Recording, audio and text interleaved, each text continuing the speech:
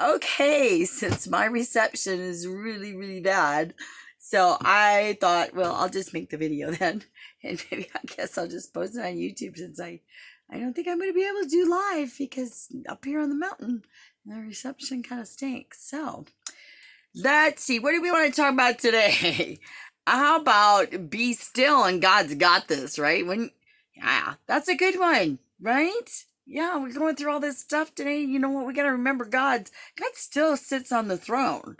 He's still in large and in charge, But wouldn't we just all love to know our lives are going to turn out? Everything's going to turn out okay. I don't know about you, but I like to make plans because it makes me feel more secure. But if I were to dig deeper into my own thinking process, which I do that quite often, don't I find that the truth of the matter is that I'm not actually in control of anything at all. Plans or no plans, it doesn't seem to matter nor change that fact that I'm not in charge. It's in times like these, especially that I find myself asking a very important question. Is there a loving God who really cares about me? We sit there, and there's lots of people out there that sit there and say, well, I got massive problems going on. I lost my job.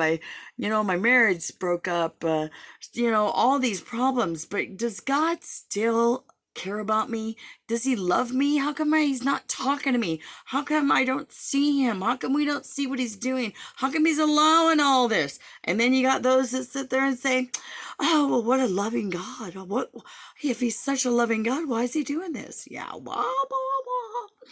Is there really a God who can take care of all those little details of my life? Well, you know what? Yeah, there is. Can he take those little details of my life and then mold them into something that makes sense? Well, I don't know. Sense to me or sense to him? The world around us right now is in complete chaos and it's in turmoil. And at these kind of times, we find ourselves in our personal lives often seem that they're just as chaos. They're just out of control as well. And does God really care about those little things happening in our lives today that we wish we could control but feel like we can't? Well, do we believe that God will do something with them? That's a good question. Is he going to do something with all this? How is he going to do it? You start asking, you try to figure out, what's he up to? What is God up to? But none of us have much to do with what happens in the world around us. But we are children. We have to remember that we are children of the Most High God. We are princes and princesses in of a God and a king that rules over all. Throughout the Bible, we discovered that God he weaves every event of everybody's life into his grand design. He's the one that designs it all. He's this artist that paints this beautiful picture, and he puts everybody in their place. In Ecclesiastes 9:11, we're taught that the fastest runner doesn't always win the race. The strongest warrior doesn't always win the battle. The wise sometimes go hungry, and the skillful are they're not necessarily wealthy. And those who are educated don't always lead successful lives.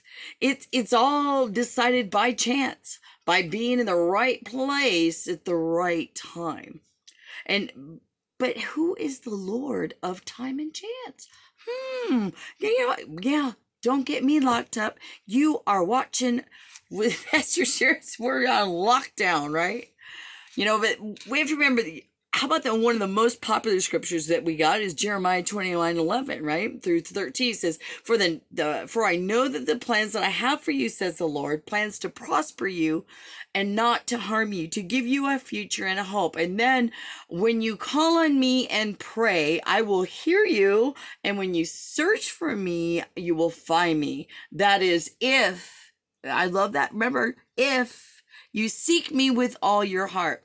Isn't it crazy? I sit there and I think, isn't it crazy that God cares enough for us to include us in his plans?